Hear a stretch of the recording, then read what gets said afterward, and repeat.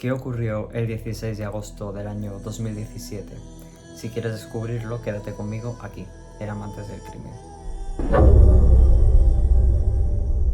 Bueno, estoy muy feliz de volver a las andadas después de tanto tiempo con un nuevo caso, y así será cada semana, cada viernes te espero aquí conmigo. Con motivo del próximo estreno, el día 30 de mayo en Netflix, de la película La Viuda Negra, he querido traer este caso en el que se basa la película.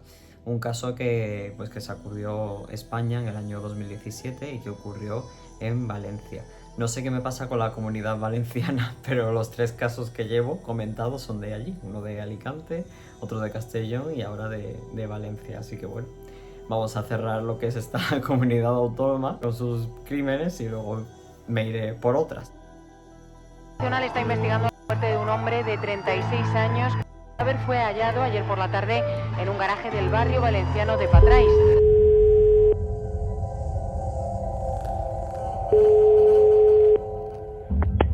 ¿El fallecimiento del que ocurrió? ¿Cómo ocurrió? ¿Qué ocurrió? ¿Que fue un infarto? O... No, que va. A él estaban robando el coche de al lado y lo asesinaron. No me digas. A él lo han asesinado. Mira, Maje, a lo mejor te parece duro lo que te tengo que decir, pero lo hecho está.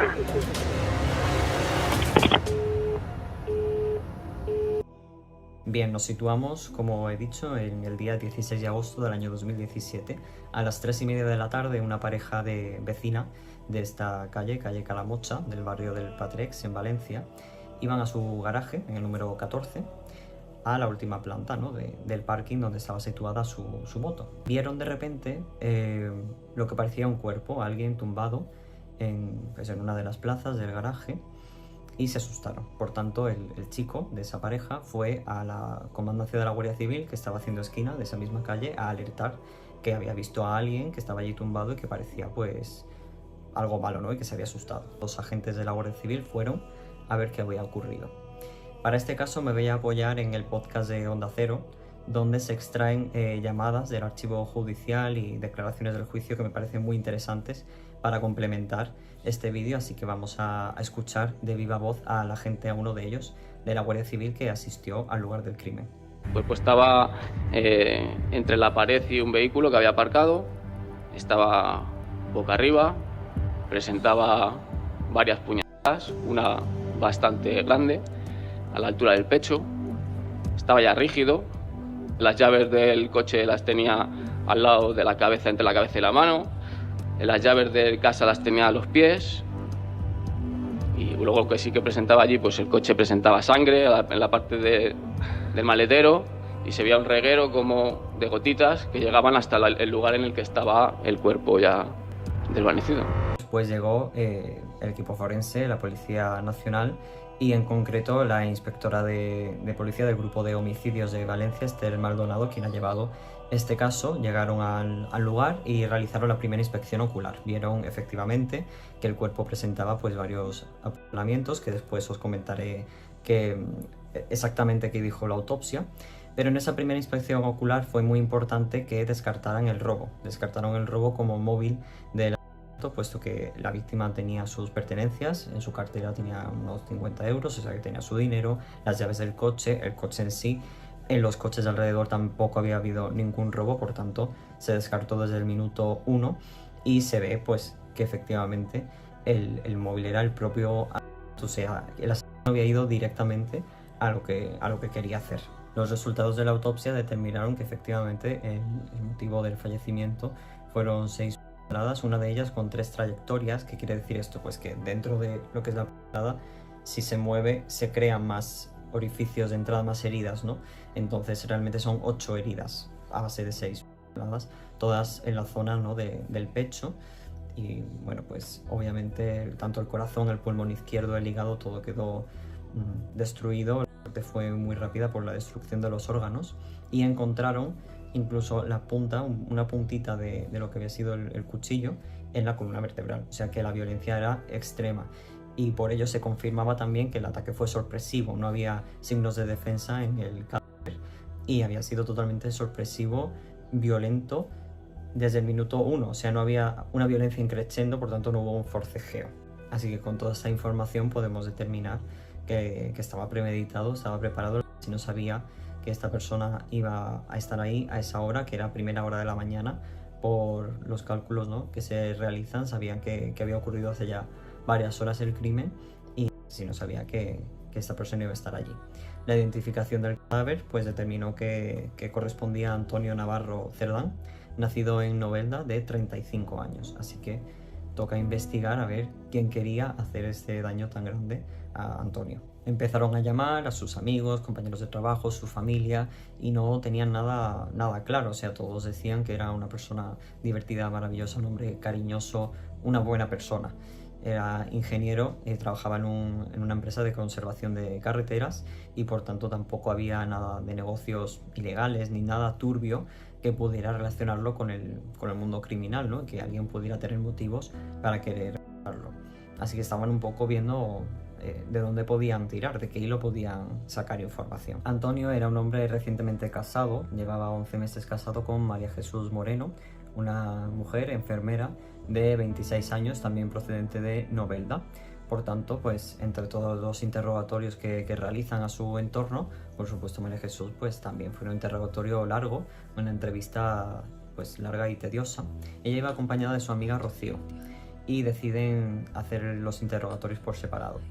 De María Jesús lo que les choca de primeras es que ella da una descripción de Antonio completamente diferente. Dice que era un hombre posesivo, celoso, que no estaban bien porque eso, era muy posesivo. He de decir que aunque esto les chocara, y efectivamente para la investigación luego vemos que hay hilo, ¿no?, del que tirar, pero no quiero que parezca que sea un determinante general, porque vamos, la gran mayoría de personas que hacen daño en sus casas en la calle son realmente encantadores y unos ángeles, y de puertas para adentro es totalmente un infierno, ¿vale? Pero en este caso pues se ve que no concordaba y que eso les chocaba. Y por otro lado, del interrogatorio de Rocío, su mejor amiga de toda la vida, pues sacan que María Jesús tiene un amante. Ella les cuenta que tiene un amante que se llama José y tal.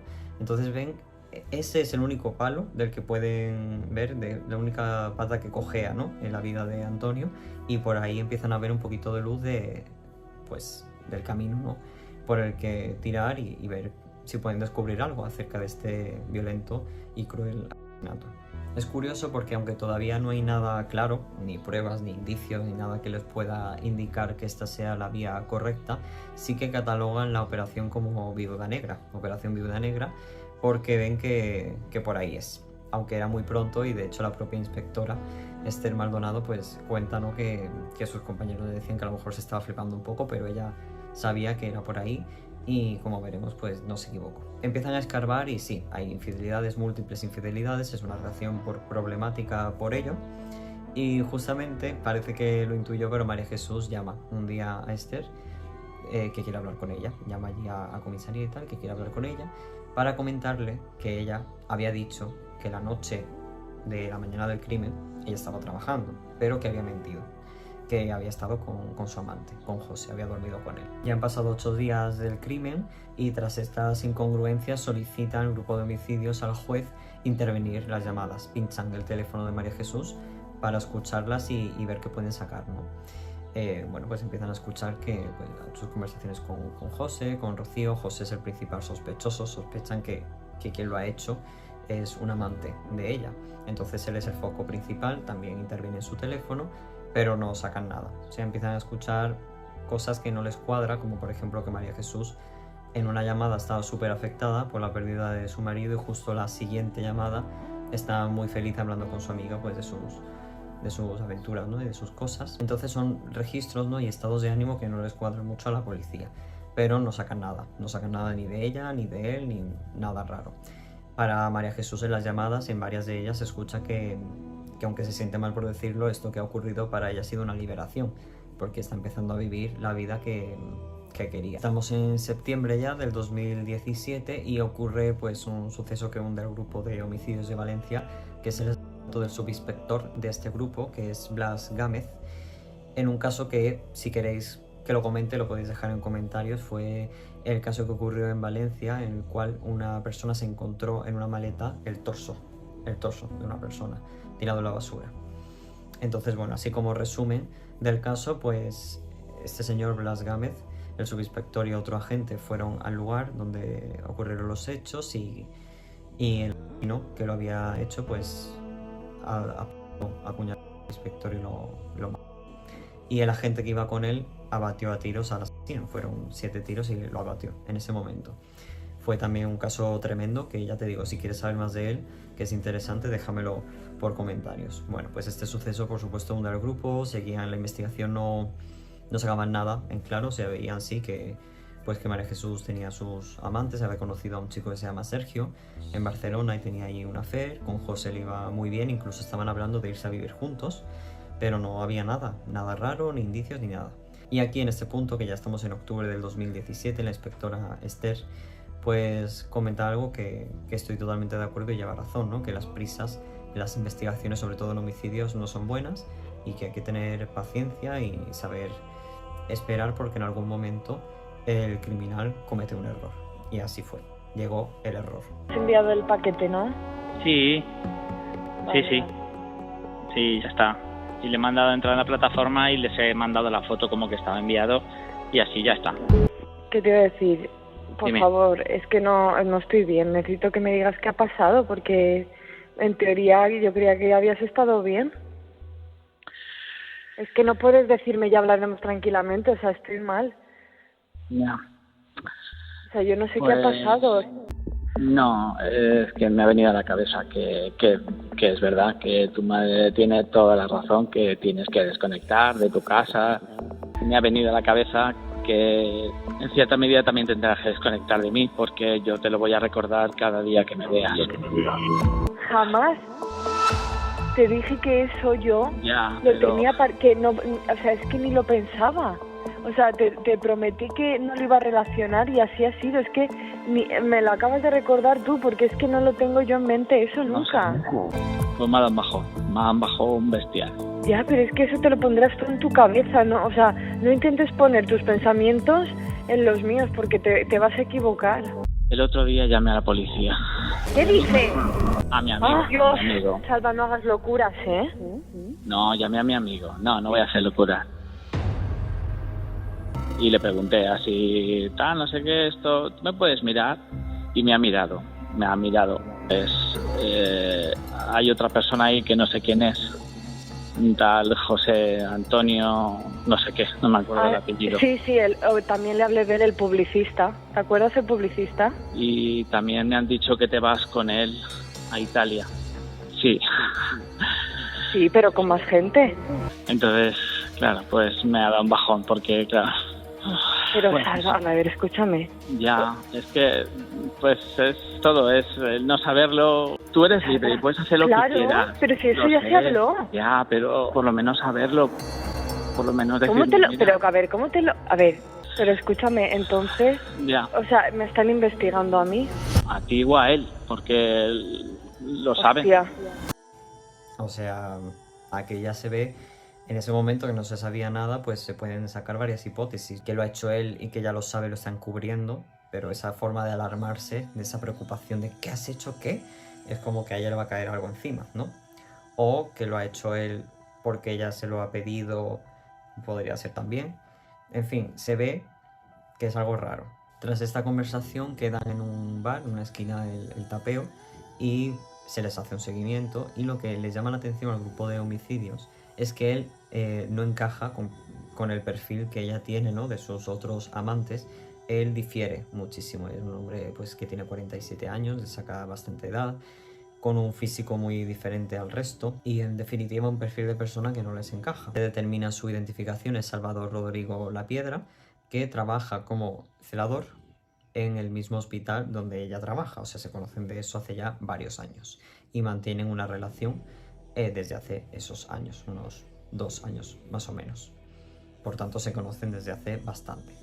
Es un perfil, una persona con un perfil muy servicial, en las llamadas ya lo van descubriendo, o sea, él está loco por ella, lo da todo, le hace todo, es un sí a todo, ¿vale? Te ha arreglado la tubería, ha ido a tu casa y te ha puesto el suelo tal, o sea, todo lo que ella le pide y sin pedírselo, él lo hace. Un perfil totalmente servicial y enamoradísimo. Se ve que está enamoradísimo de ella. Aquí lo podéis escuchar. Bueno, ¿viste lo que te compré? Ya sé que te he comprado más leche y dirás, qué bruto que eres. No, primero porque la vi y dije, ostras. Y entonces como la vi, dije, eso no pasa nada y caduca en marzo, o sea, la vas a consumir antes. Sí, ¿Vale? sí, claro. Y como vas a tener un diciembre de pena, por lo menos la leche que no te falte, ¿vale? Guay. Eres un crack. Me alegro. ¿Qué Lo de te la iba a puerta, decir? dime. Los filtros esos son para tirar, ¿no? Sí, lo que pasa es que no me acordé, porque como había fregado la cocina ya, digo, ostras, y por no volver a fregar y volver a patear, digo, va, pues los dejo. Tengo que llamar al del calentador, ¿sabes? Porque ahora cuando llegue a casa quería hacer elíptica y... Ah, iba a decirte que yo esta semana estoy de tardes, que si aunque tú vayas liada o cualquier cosa, si quieres que esté yo pendiente por si te dicen un día, pues tal día a tal hora por la mañana, dímelo y Vale. voy yo. Sí, de verdad, que confíes en mí, me encanta. Hombre, es que eres mi yo. A él le interviene en el teléfono también y se dan cuenta de cuál había sido el error, porque te preguntarás, ¿y qué error es el que se ha cometido? Es que ellos hablaban por otro teléfono, aparte. Pero el día 8 de noviembre, que es la conversación que hemos escuchado, María Jesús cometió el error de llamarlo desde su número, el que tenía pinchado. Y por eso descubrieron ya todo y por tanto tenían acceso también a las conversaciones con el otro número que tenía María Jesús. Entonces ya podían hacer un seguimiento más exhaustivo, ¿no? Hablaban todos los días y como os he dicho, pues él estaba loco por ella, nivel que la iba a llevar al aeropuerto, o sea, la llevó al aeropuerto para irse a Roma con José, con este otro chico. O sea, fijaos hasta qué nivel, ¿no? Creo que eso ya, aparte de lo que hemos escuchado, pues se ve claramente cómo estaba él por ella y eso es muy importante en este caso. Estamos ya en las puertas de la Navidad del 2017 y pese a que, bueno, había esas cosas raras, ¿no? Que hemos escuchado las llamadas, no tenían nada. Ella, bueno, con José ya iba prácticamente a comprar el piso, que lo iba a pagar con la pensión de viudedad. Se maneja también el móvil económico porque dicen que, pues que empezó muy pronto los trámites del cobro de la pensión, del seguro de vida y tal. Maneja un móvil económico, pero más bien la vía más segura era el crimen pasional. Entonces, como está todo muy tranquilo, decide el grupo de homicidios mover el avispero, ¿no? Que es algo que se suele hacer para avivar un poco y ver, ¿no? Si sale a relucir, pues el asesino. Entonces le dicen a la familia de Antonio, de la víctima, que tienen un sospechoso que tiene antecedentes penales y que muy pronto se iba a acabar esto, se iba a acabar la investigación porque ya lo tenía. Entonces el hermano de Antonio, Vicente, llama a María Jesús y se lo cuenta, lo que le habían dicho. Y María Jesús fue de forma, ipso facto, llamó a Salvador. He llamado a la jefa de policía, a Esther, Sí. porque es la que nos lleva el caso, y nos ha dicho que ya la investigación ya está finalizada, falta recoger un par de pruebas más para aumentar la pena, pero ya tienen al sospechoso con nombre y apellido. Digo, pero de verdad, se pone sí, esto ya está acabado, ¿no? En finales de enero se levantará el secreto. Bueno, bien, porque así cobras por lo menos lo del seguro de Santa Lucía. Ya, pero Salva, quiero decirte, me han dejado descolocada, Ya, pero bueno, que no temas, ¿sabes? ¿no? No. Pero, entonces, ¿la justicia qué? Es una mierda.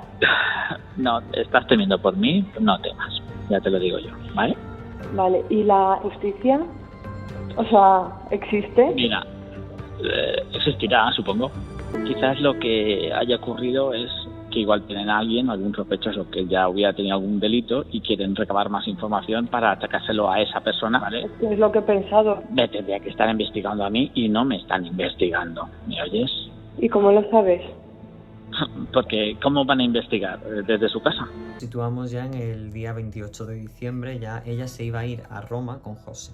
¿Qué ocurre? Que como se iba a Roma, en esa conversación quedan Salvador y María Jesús el día 2 de enero en una cafetería del Centro Comercial Las Américas para hablar. Entonces, obviamente, la policía ve su momento de ir de paisano y se pusieron en una mesa justo al lado para grabar todo, a ver de qué iban a hablar. Os tenía que decir una cosa, eso, lo siguiente es que a mí no me había... A mí me dijeron que me llamaban a mi. Tú sabrías hablar. O sea,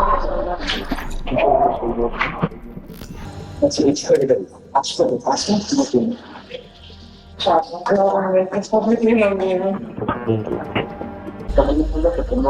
Flaca. Escucha. ¿Dónde sale la vez? Nadie se deja la puerta abierta porque esa puerta se cierra con mano. La puerta está aquí. Y yo no tengo nada, ¿no? Cierto. Pero que eso no lo he visto. Aquí se ve como él va asumiendo un poco pues que lo van a detener, lo ve venir, entonces pues planean, ¿no? esa coartada, que él se va a echar las culpas de todo, que a ella no le va a pasar nada, o sea, fijaos, ¿sí? Que él se va a echar las culpas de todo, o sea, que se va a llevar todo él por tal de salvarla a ella, o sea, el nivel es fuerte, pero ven ese punto flaco con las llaves, entonces planean, ¿no? Pues decir que se las ha quitado, que se les ha caído y por eso él entró, es que si la llave... claro, ella se lo tiene que haber dado, ¿no? De alguna forma, entonces planean esa coartada para ella. Esta conversación se la entregan al juez y por tanto empiezan a preparar las detenciones. Siguen escuchando, pero ya son las últimas escuchas, porque el día 10 de enero del año 2018 María Jesús y Maje y Salva son detenidos. Él en el hospital donde trabajaba y ella saliendo del portal de casa de José, del amante. Los dos son detenidos y llevados a comisaría. Cuando llegan allí, la inspectora cuenta que él, Salvador, tenía una actitud así como de enterado, que enseguida se le baja cuando ella se pone seria y le explica todo, lo que tiene que explicar, la situación en la que se encuentra, y hace la primera pregunta del interrogatorio, que es si él había planificado con Maje la muerte de Antonio Navarro, del marido de Maje. Y Salvador contesta que sí. Por otro lado, tenemos que Maje estaba allí diciendo que no entendía nada, que... Claro, como había tenido mucho contacto con Esther, ¿no? Pues que como víctima, que no entendía qué hacía allí, que qué pasaba. También Esther se puso la inspectora seria con ella y le hace la misma pregunta, si ella había planificado la muerte de su marido con Salvador, y responde que sí. Salvador, pues después de esa confesión también de que había sido el autor material, confiesa tanto que lo había planeado como que había sido el autor material, pues dice que el cuchillo lo arrojó a una fosa séptica de una casa de campo que él tiene. Van allí y efectivamente después de 2 horas que se tuvo que meter a la policía en una fosa séptica donde hay de todo, ¿vale? Vamos a llamarlo así, de todo tipo de excrementos. Después de 2 horas buscando, encontraron el arma envuelta en un plástico, o sea, él la había envuelto en un plástico y tirado ahí, ¿vale? Encuentran el arma, que estaba totalmente limpia, pero dentro del mango había sangre que se había metido, o sea, él había limpiado la hoja, pero había sangre que correspondían a Antonio Navarro. Así que ya tienen el arma, tienen las confesiones y tienen detenidos a los principales sospechosos con muchos indicios y con muchas pruebas, ¿no? Ya pruebas en sí materiales. La policía no se explicaba cómo una persona como Salvador, con ese perfil, había cometido un asesinato de ese calibre, de esa violencia. A todo esto, José está ajeno totalmente a la detención de Maje. Se levanta el sumario porque había secreto de sumario y citan a José y le explican lo que ha pasado, y José pues les dio mucha pena porque es un buen chico y se había llevado un palo tremendo y estaba en shock por lo que había pasado. Él no se podía imaginar algo así, ¿no? Obviamente, así que bueno, pues se lo avisan sobre todo para que sepa que el piso no siga para adelante porque no se lo va a comprar con Maje. Salva y Maje detenidos y además incomunicados por orden del juez. Ellos descubren más amantes, o sea, por un lado tienen a José, estaba Sergio, que es el guardia urbano que conoció en una fiesta en Barcelona, con quien había tenido también una affair, estaba Salvador, y también Tomás. Tomás es un amante de antes, del año 2016, que aporta a la policía unas conversaciones de Telegram, donde ella pues le dice que lo está pasando muy mal, que se siente muy cohibida, muy mal por los celos, por la posesión, ¿no?, de Salvador, que lo quería ver. Y Tomás, claro, responde a esas cosas como diciendo, hay que ver, ¿no? Es que si lo tuviera delante, pero después dice que se iba a denunciar, que él le apoyaba. O sea, en ningún momento cede como a esa solicitud que le estaba haciendo de alguna forma Maje. Entonces la teoría es que ella probó con Tomás, no se sabe si con alguien más, pero al final fue Salvador quien lo hizo. Los dos van presos a prisión provisional en la cárcel de Picassent y siguen teniendo relación vía carta, o sea, no sabían nada el uno del otro, pero a través de un interno, de un compañero, que sí que coincide con Maje, porque la cárcel de Picassent es mixta, o sea, hombres y mujeres están allí, pero en departamentos separados, completamente separados, solo que probablemente hagan actividades, porque eso se puede, actividades mixtas. Entonces, un compañero de Salvador coincidió con María Jesús y de esa forma pues vio, ¿no?, la vía de poder comunicar, y seguían pues escribiéndose y tal, hasta que Maje de repente deja de escribirle, lo deja de lado, y él pues después de 10 meses que él se echaba toda la culpa, cambia su declaración. Solicita al juez que quiere volver a declarar y cuenta que ella se lo pidió, que lo pactaron juntos, pero que ella se lo había pedido y bueno, pues ya cambia la perspectiva, ¿no? Ya cambia el caso hasta otoño del 2020. En octubre del 2020 fue el juicio. Comienza el juicio, Fiscalía pedía para ella 22 años de prisión y para él 18. Comienzan declarando los testigos, que en este caso serían los amantes en primer lugar, Tomás, Sergio y José. Los tres cuentan pues cómo conocieron a Maje. Declara también Rocío, su mejor amiga, que dice que ya no lo es, que en el momento que sucedió la detención y se enteró de todo, pues ya cortó la relación. Declara también la mujer de Salvador, Inmaculada, que trabaja en el hospital, en el mismo hospital donde trabajaba Salvador y Maje. Y cuenta pues que ella se enteró de la muerte de Antonio por unas conversaciones de las compañeras del hospital, pero que Salvador nunca comentó nada. También declaró la madre de Antonio, de la víctima, Antonio Navarro, y bueno, pues ella dice que se enteró porque la llamaron, que tenía que ir a Valencia, porque había pasado algo muy grave. Cuando llegó, ella no sabía qué había pasado, nadie la miraba, Maje dice que no le dirigía la palabra, que estaba así cabizbaja, y que ya no paraba de preguntar, ¿pero qué ha pasado? ¿Pero dónde está Antonio? ¿Dónde está? Hasta que su marido, pues que ya se había enterado, le dijo, no preguntes por Antonio porque no está, lo ha matado. Y que por su parte, pues ella veía la relación muy bien, que Antonio era muy cariñoso, que la quería muchísimo, que estaba muy enamorado y que veía todo muy bien. Por otro lado, declaró la madre de Maje y ella, su versión de la relación es completamente diferente. Dice que es una relación que iba encaminada al desastre, no a este desastre, pero a uno. Pese a que la declaración no tiene mucho, al final hay una sorpresa para todos que quiero que escuchéis directamente. Su hija, ¿usted fue a verla? ¿Habló usted con ella, con su hija, en los primeros tiempos? Cuando estaba mi hija fui a verla a la cárcel, claro que sí. ¿Hablaban sobre el inculpado, Salvador?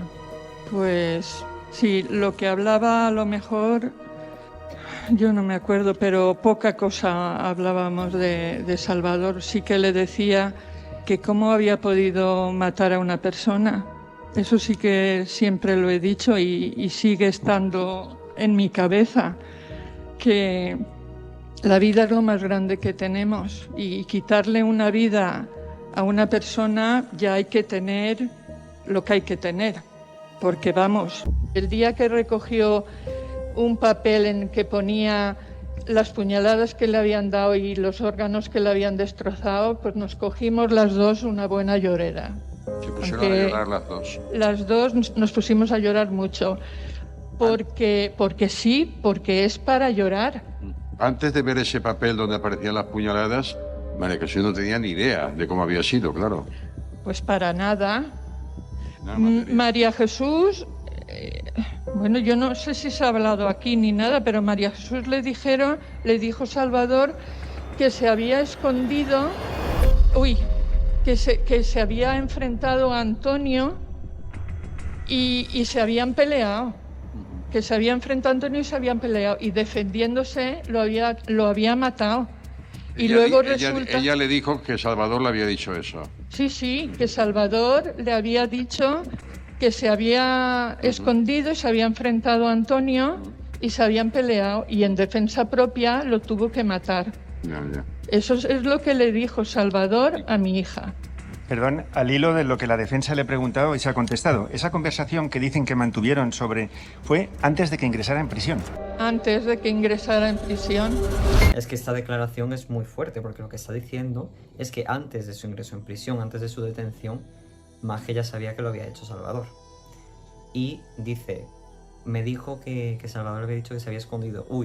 Que se habían peleado, claro, porque la coartada, o sea, la historia que ellos tenían montada, lo que ellos habían planeado decir es que él, por celos, había ido allí y que se pelearon y que en defensa propia lo mató. Pero no, o sea, la realidad es que él se escondió y de forma sorpresiva, con alevosía, lo mató. Y por otro lado, que Maje no sabía nada, se supone, ¿no? Que él había ido allí y ella no sabía nada. Con esta conversación que dice la madre que tuvieron, se demuestra que eso no es así, que es falso. Ahora en el juicio vais a ver que ella defiende su inocencia. En la defensa, el argumento que lleva al juicio es que sí, que puede ser culpable de encubrimiento por saberlo, pero que ella no lo había planeado con él. Eso es lo que defienden todo el rato. Ahora sus versiones son muy diferentes. Salvador dice que se planeó de forma minuciosa desde mayo del 2017 más o menos, que se intentó varias veces pero había salido mal, que ese día pues tenían pactado, se estaba planeado lo que iba a hacer, y que después de realizarlo él cambiaría el estado de WhatsApp para avisar de que ya estaba hecho, o sea que ya sabía en todo momento lo que iba a pasar y por tanto estaba planeado. Por otro lado, ella pues se defiende, dice que es inocente, que ella no había planeado nada con él, que él lo había hecho por celos, que ella no sabía nada y que si acaso sí había encubierto por miedo, que tenía miedo, o sea, sabía que lo había hecho él, pero tenía miedo de decirlo porque tenía miedo de él. Vamos a escuchar ambas declaraciones. Oiga, ¿es cierto todo lo que acaba usted de escuchar en esta sala? No, no es cierto. Diga usted, ¿qué pasó entonces? No es cierto que yo planificara y acordara con Salva acabar con la vida de Antonio. ¿Y usted aceptó? Sí. ¿Y por qué aceptó usted si no conocía siquiera a la víctima? Yo estaba muy enamorado de ella y continuamente me decía los maltratos psicológicos que sufría. Y en los medios es fácil oír que mujeres sin denuncias previas les había ocurrido algo fatal. Entonces temía por su vida también. Oiga, señor, pero estamos hablando de eliminar físicamente a alguien. ¿Cómo aceptó usted esta proposición? No lo sé. Temía perderla. ¿Insistió mucho ella? Lo suficiente para convencerme. ¿Le contó usted al inculpado, como él ha dicho, los problemas que tenía con Antonio? A Salvador sí le contaba los problemas que yo tenía en mi matrimonio, discusiones, el día a día. Y él a mí su día a día. ¿Le hizo ver usted que estaba harta de Antonio, que podía estar en peligro o algo parecido a esto? No, en peligro nunca. ¿Nunca? Nunca, en peligro no. Sí que psicológicamente yo me notaba bastante afectada pues por frases que Antonio me soltaba, porque también estaba muy quemado de pues que desconfiaba de mí, tenía todo el motivo, pero sí, psicológicamente me quemaba, sí. ¿Y usted no le dijo a Salvador en ningún caso que le mataran? Jamás, nunca. ¿Pudo él entender que usted sí quisiera...? No, nunca hablamos de eso de Antonio, hablaba de mis problemas con él, de mi matrimonio, pero yo nunca he pedido que haga eso, nunca. ¿Sabía la acusada perfectamente que ese día 16 usted iba a matar a Antonio? Sí. ¿Le dijo la acusada que quería que Antonio muriera ese día? Sí. ¿Le dijo no quiero que falles?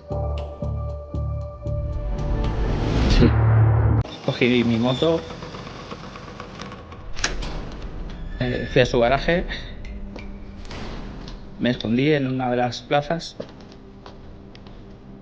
Ella me había comentado dónde estaba su plaza y que la plaza del vehículo de al lado estaba mucho tiempo que nadie lo movía y que en ese aspecto podía estar tranquilo porque no iban a coger el vehículo de al lado. Y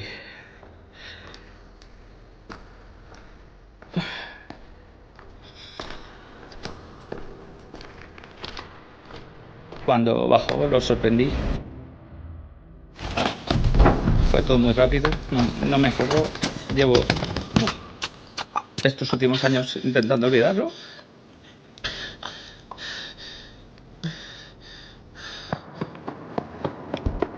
Y cuando ocurrió, abandoné el garaje y me fui a mi casa. Me fui al trastero. Me cambié de ropa, guardé el arma y tiré la ropa por los alrededores. No recuerdo exactamente dónde. Luego me dirigí a mi casa, después de un buen rato estar allí en el trastero. Le preparé la comida a mi hija y recibí un WhatsApp de ella diciéndome que quería verme, que quería que le contase. Ella y yo habíamos quedado la mañana de esa misma mañana que cuando ocurriera yo cambiaría el estado del WhatsApp para que ella lo supiera. Y yo cogí la moto y me fui al domicilio de su hermana. Bien, después del crimen, ¿se reúne usted con la acusada? ¿A instancias de quién? ella me mandó un WhatsApp diciendo que quería verme. Y yo cogí la moto y me fui al domicilio de su hermana. Y se lo conté. ¿Qué dijo ella? ¿O qué hizo ella? Me preguntó detalles que en ese momento no le quise dar. Muy bien, entonces, se encuentran en casa de su hermana. ¿Y qué le cuenta él? Nos sentamos en el sofá, yo acababa de comer y me sorprendió que viniera con ropa así como nueva, iba peinado y venía totalmente depilado. Entonces me llamó la atención simplemente. Salva es un hombre muy velludo y venía completamente depilado. Me senté en el sofá y le dije, ¿qué pasa? Y me dice, Maje, he estado en el garaje esta mañana con Antonio y hemos hablado, hemos intercambiado, nos hemos peleado, fue la frase. Nos hemos peleado y él ha empezado a hablar mal de ti, yo le he dicho que tú no merecías esto y he cogido y le he dado un mal golpe. No me dijo ni si con un cuchillo, ni si con un machete, ni si con nada. Me dijo eso y le digo, ¿pero cómo que le has dado un golpe? ¿Pero cómo? ¿Pero qué? Dice, Antonio está muerto. Digo, ¿pero cómo va a estar muerto? Dice, le he dado un mal golpe y he acabado con su vida. ¿Por qué no lo dijo usted a la policía? Sé quién es el autor. Me acobardé. Cuando él me lo contó, me acobardé. Tenía miedo, sí. ¿Tenía este miedo a Salvador? Miedo a Salvador. Primero, no veía capaz de que él hubiera hecho algo así. Y miedo a la situación, claro que sí, sí. ¿Miedo a que me acobardé. ¿En alguna ocasión la señora Moreno le reprochó lo que usted había hecho? No. ¿Le pidió que confesara? No.